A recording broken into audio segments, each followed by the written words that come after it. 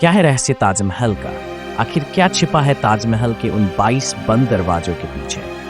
कुछ लोग कहते हैं कि उनके पीछे हिंदू भगवानों की मूर्तियां हैं। दूसरी तरफ कुछ लोग कहते हैं कि उनके पीछे आपको मिलेंगे अच्छे दिन। पहले दरवाजे के पीछे सस्ता पेट्रोल और डीजल, दूसरे दरवाजे के पीछे रोजगार के अवसर। कुछ लोग तो ये तक कहते हैं कि ताजमहल एक शिव मंदिर है जिसका असली नाम है तेजो महल। एक थ्योरी के अनुसार मुगल बादशाह शाहजहां ने इसे नहीं बनाया था, बल्कि इसे बनाया गया राजा परमार्दीदेव के द्वारा 13वीं सदी में। उसके बाद ये पास डाउन हुआ राजा मान सिंह को, और शाहजहां ने वास्तव में ताजमहल के पोते राजा जय सिंह से। ऐसी ही एक और पॉपुलर थ्योरी ताजमहल के बारे में बताई जाती है कि वास्तव में शाहजहां ने 20,000 मजदूरों के हाथ कटवा दिए थे ताजमहल बनाने के बाद, ताकि वो जो वर्कर्स हैं जिन्होंने ताजमहल को बनाया वो कोई भी ऐसा इतना सुंदर मॉन्यूमेंट ना बना पाए। अब एक थ्योरी के अनुसार तेजो महल बना था 13वीं सदी में। दूसरी के अनुसार शाहजहां ने अपने वर्कर्स के हाथ कटवाए थे 17वीं सदी में, 450 साल बाद। तो ऐसा तो हो नहीं सकता कि ये दोनों चीजें सच हों। इसलिए आज के वीडियो में हम ये सच जानने की कोशिश करते हैं दोस्तों। क्या है इतिहास ताजमहल का? इन अलग अलग थ्योरीज में कितनी सच्चाई है और क्या छिपा है ताजमहल के उन बंद 22 दरवाजों के पीछे? नमस्कार दोस्तों, स्वागत है आपका हमारे चैनल देसी टॉक्सिक में। ऐसी और वीडियोज के लिए सब्सक्राइब करें और बेल आइकॉन दबाएं। दोस्तों, ताजमहल की असली और वास्तविक इतिहास समझते हैं। पहले शाहजहां और मुमताज कौन थे और इनके असली नाम क्या थे? शाहजहां का जन्म हुआ था 5 जनवरी 1592 को। इनका असली नाम था खुर्रम। शाहजहां जो रॉयल नाम था इनका, ये बाद में ही दिया गया इन्हें। इसका मतलब होता है king of the world, Shahjahan. इनके पिता थे जहांगीर और इनकी माता थी जगत गोसेन, जो कि जहांगीर की चीफ क्वीन थी। दूसरी तरफ मुमताज महल का जन्म हुआ था साल 1593 में। मुमताज महल भी जो नाम था वो वास्तव में उनकी शादी के बाद ही दिया गया था उन्हें। इनका असली नाम था अर्जुमंद बानो बेगम। तो खुर्रम और मुमताज की सगाई हुई थी साल 1607 में और आखिरकार शादी हुई साल 1612 में। शाहजहां की और भी पत्नियां थीं, जैसे कि कंदाहारी महल और अकबराबादी महल। लेकिन कोर्ट हिस्टोरियंस के अनुसार वास्तव में जो विवाह थे ये राजनीतिक गठबंधनों के तौर पर हुए थे। बहुत से अलग अलग ऐतिहासिक अकाउंट्स हमें बताते हैं कि शाहजहां की जो रिलेशनशिप थी बाकी और पत्नियों के साथ, वो सिर्फ एक कहने के लिए विवाह थे। राजनीतिक गठबंधनों को बनाए रखने के लिए शादियां की गई थी। वास्तव में शाहजहां के अंदर जो गहरा स्नेह था, जो उनके अंदर प्यार था, वो मुमताज के लिए कहीं ज्यादा था उनकी अन्य पत्नियों की तुलना में। यही कारण था कि उन्हें और अधिक फेवर्स दिए गए, जैसे कि मलिका ए जहां यानी क्वीन ऑफ द वर्ल्ड। उनका जो पैलेस था, खास माना जाता है कि उसे शुद्ध सोने और कीमती पत्थरों से सजाया गया था। ऐतिहासिक रिकॉर्ड्स के अनुसार मुमताज का काफी इंटरेस्ट था प्रशासन में भी। तो शाहजहां जहां भी जाते थे कूटनीतिक वार्ताओं के लिए या कभी लड़ाई के लिए, मुमताज हमेशा उनके साथ जाती थी। एक तरफ जहां शाहजहां का एक बच्चा हुआ, उनकी बाकी सारी पत्नियों के साथ मुमताज महल के साथ उनके 14 बच्चे हुए। आधे बच्चे तो जन्म के दौरान ही मर गए। ये चीज आम बात होती थी उन जमाने में। हेल्थ केयर सिस्टम इतना अच्छा नहीं होता था। दुर्भाग्यवश मुमताज की मृत्यु हो गई जब वो अपने 14वें बच्चे को जन्म देने जा रही थी। ये बात है 17 जून 1631 की। कहा जाता है कि मृत्यु का एक कारण था पोस्टपार्टम हेमरेज। उनकी मृत्यु के बाद शाहजहां वास्तव में भारी गम में डूब गए। वो अपने दुख से लगभग लकवाग्रस्त हो गए। कई दिनों तक, हफ्तों तक रोते रहे और कहा जाता है कि 1 साल तक वो एकांतवास में चले गए थे शोक मनाने के लिए। जब वो वापस आए, उनके बाल सफेद हो चुके थे, उनकी कमर झुक चुकी थी और उनके चेहरे पर थकान दिखती थी। इस्लामिक थियोलॉजी में माना जाता है कि मृत्यु के बाद जो शरीर होता है वो मिट्टी में मिल जाता है, लेकिन जो आत्मा होती है वो कब्र में रहती है। आत्मा बाद में जजमेंट डे के पास जाती है, जब निर्णय होता है कि वो स्वर्ग में जाएगी या नर्क में जाएगी। तो जो कब्र होती है उसे अंतिम विश्राम स्थल माना जाता है एक आत्मा की। शाहजहां का ये मानना था कि मुमताज की आत्मा की जो अंतिम विश्राम स्थल होगी वो बहुत ही भव्य होनी चाहिए, अद्वितीय होनी चाहिए।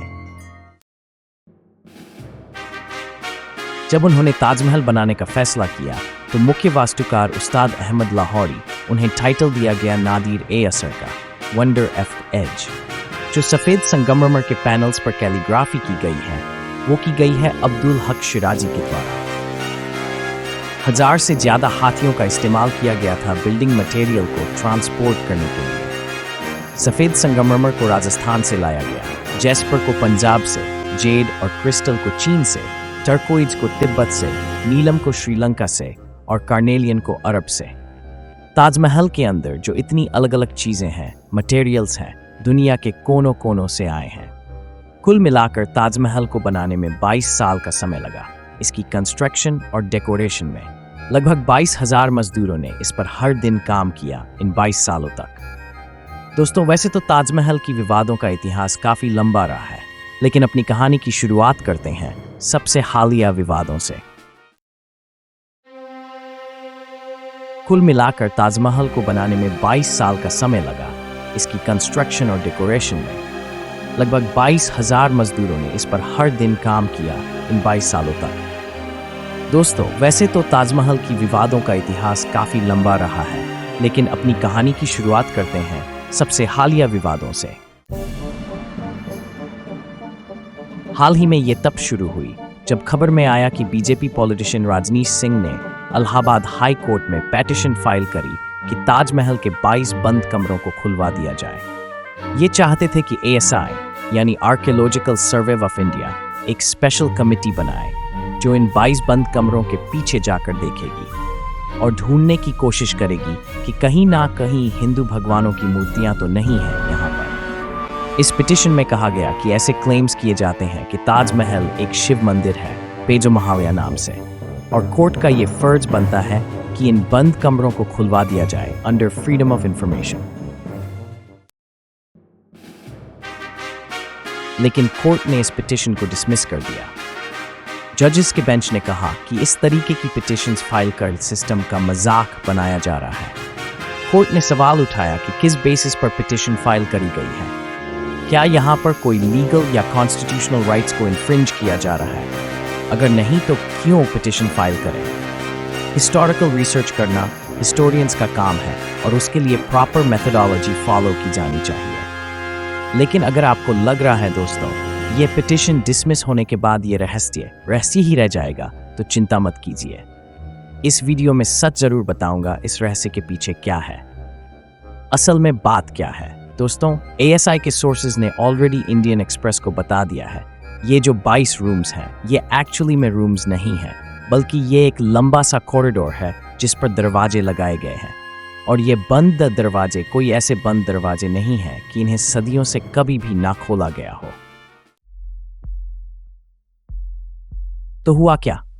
3-4 दिन बाद आर्कियोलॉजिकल सर्वे ऑफ इंडिया ने इस पूरी डिबेट को हमेशा के लिए खत्म करने के लिए उन्होंने पिक्चर्स ही रिलीज कर दी।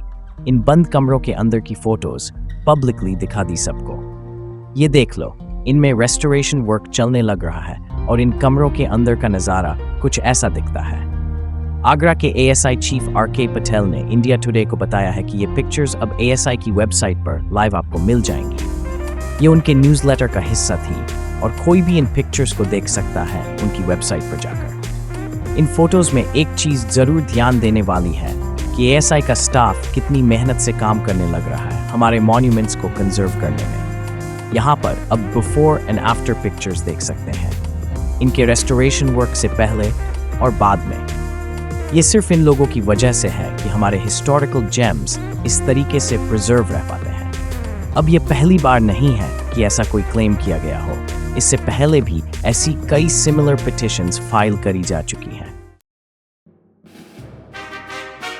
जैसे कि अप्रैल 2015 में आगरा कोर्ट में एक सिमिलर सूट फाइल किया गया था 6 लॉयर्स के द्वारा जो क्लेम करते थे कि ताजमहल एक शिव मंदिर है। उन्होंने कोर्ट से परमिशन मांगी कि हिंदुओं को वहां पर वर्शिप करने की आज़ादी दी जाए। अपनी प्ली में लॉयर हरिशंकर जैन और उनके कलीग्स ने कहा कि एक्चुअली में राजा परमादी देव ने तेजो महालया मंदिर बनाया था साल 1212 में। ये मंदिर बाद में इनहेरिटेड कर लिया गया था राजा मान सिंह ही के द्वारा 17वीं सेंचुरी में। इसके बाद में इस प्रॉपर्टी को होल्ड किया गया था राजा जय सिंह ही के द्वारा, और तब शाहजहां ने 1632 में इसे एनेक्स कर लिया था और मुमताज महल की डेथ के बाद, शाहजहां की वाइफ की डेथ के बाद इस मंदिर को कन्वर्ट कर दिया गया था एक मेमोरियल में मुमताज के लिए। कोर्ट ने एक्चुअली में इस वक्त central government, union ministry of culture, home secretary और ASI को कहा कि वो इस क्लेम को लेकर अपने रिप्लाई सबमिट करें। अब सरकार ने अपने रिप्लाई में इस पॉसिबिलिटी को डिनाई कर दिया। नवंबर 2015 में union cultural minister Mahesh Sharma ने लोकसभा में बताया, सरकार को आज तक कोई एविडेंस नहीं मिला इस चीज का कि ताजमहल एक हिंदू टेम्पल था।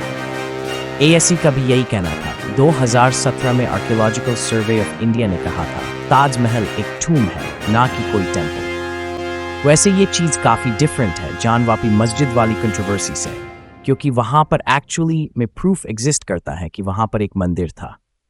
लेकिन उस कंट्रोवर्सी को कभी और किसी वीडियो में डिस्कस कर लेंगे, लेकिन इस वीडियो में ताजमहल पर फोकस रखते हैं। और इन्होंने राजा जयसिंह वाली कहानी को भी क्लैरिफाई करके ये कहा कि जमीन उनसे छीनी नहीं गई थी, बल्कि उनसे ली गई थी एक्सचेंज में। इसके पीछे की हिस्ट्री बड़ी इंटरेस्टिंग है दोस्तों। 2017 में हिस्टोरियन राणा सफ़ी ने एक ब्लॉग लिखा था डेली ओ प्लेटफॉर्म पर। ये इंडिया टुडे ग्रुप का एक ब्लॉगिंग प्लेटफॉर्म है। मोजेस महेश होंगे यानी शिव। इनफैक्ट के अकॉर्डिंग पूरी दुनिया पर राज किया जाता था एक एंशिएंट हिंदू एम्पायर के द्वारा। तो ताजमहल के टॉपिक पर वापस आए तो ये पहली बार PNO ही थे जिन्होंने ताजमहल की ऊपर ये कंस्पिरेसी थ्योरी बनाई। इनकी राय में कोई भी मॉन्यूमेंट बनाया ही नहीं मुगलों में। पहले तो PNO का कहना कि ताजमहल एक एंशिएंट हिंदू का एक वंडर है जो बहुत पुराने जमाने में बना है। लेकिन फिर हिस्टोरियंस ने कहा कि 4th सेंचुरी से पहले की जो बिल्डिंग्स हैं इंडिया में अगर वो रॉक कट है तो सरवाइव कर पाई है, लेकिन उसके लगा कोई बिल्डिंग सरवाइव ही नहीं कर पाई, तो ये कैसे पॉसिबल हो सकता है? ताजमहल एक्चुअली में 1600 में ही बनाया, ये सुनकर ओक ने अपने क्लेम को रिवाइज कर लिया। फिर उन्होंने कहा कि एक्चुअली में इसे साल 1155 में बनाया गया था राजा परमरी देव के द्वारा, उन राजा देव के चीफ मिनिस्टर के द्वारा। जब खुद के घकायती हास हो तो 2 मिनट भी नहीं लगते उसे बदलने में। अच्छा, फिर साल 1989 में उन्होंने एक और पैम्फलेट लिखा था जिसका टाइटल था ताजमहल।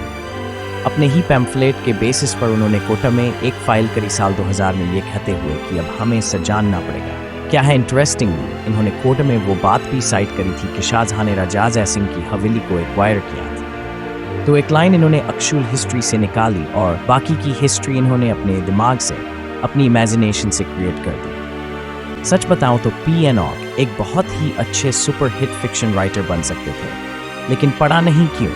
वो अपने आप को हमेशा एक सेल्फ प्रोक्लेम्ड हिस्टोरियन करके पुकारते थे। सुप्रीम कोर्ट ने भी उनकी पिटीशन को डिसमिस किया था, कहते हुए कि वो मिसकंसीव्ड है, और मजाक भी उड़ाया था। सुप्रीम कोर्ट ने उनका एक कहते हुए कि कोई मधुमक्खी ने काट लिया ऐसा लगता है।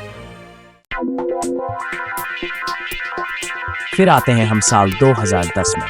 व्हाट्सएप की शुरुआत होती है, व्हाट्सएप यूनिवर्सिटी की शुरुआत होती है, और PNO की ये जो बनावटी कहानियाँ थी ये व्हाट्सएप यूनिवर्सिटी की थियोरीज बन जाती हैं। यही फिक्शनल कहानियाँ बार बार फॉरवर्ड होकर लोगों तक पहुँचती हैं।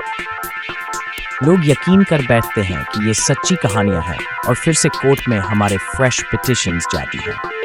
हमारे कोर्ट्स का टाइम वेस्ट होता है इन चीज़ों में।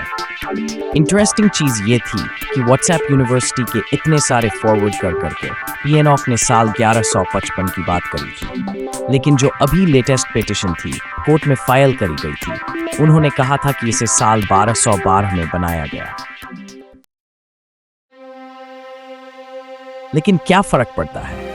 यही फर्जी थियोरीज आज के दिन टीवी पर डिबेट का इतना बड़ा मुद्दा बन जाती है, और टीवी पर लोग डिबेट तो ऐसे करते हैं कि जैसे मतलब यहाँ पर एक बहुत बड़ी मिस्ट्री हो, हमें सच अभी तक पता नहीं है क्या है, जबकि सारी सच्चाई बार बार दोहराई जा चुकी है। एक और बहुत ही फेमस क्लेम उठाया जाता है शाहजहां के बारे में कि शाहजहां ने अपने मजदूरों के हाथ कटवा दिए थे ताजमहल के बनने के बाद, ताकि वो ताजमहल जैसा कोई और मॉन्यूमेंट ना बना पड़े।